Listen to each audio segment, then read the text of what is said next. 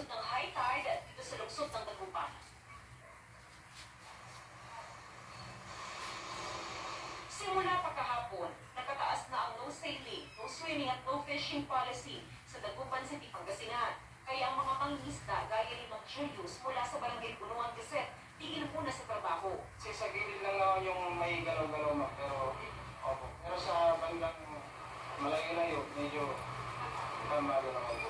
Nandiyan ang as of meeting natin with the Philippine Coast Guard, nakatapit din ang Philippine Coast Guard para i-monitor din itong pan natin.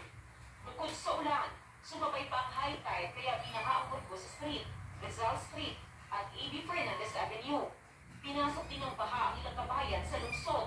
Sa Poblacion Weste, 300 kabahayan ang apektado ng high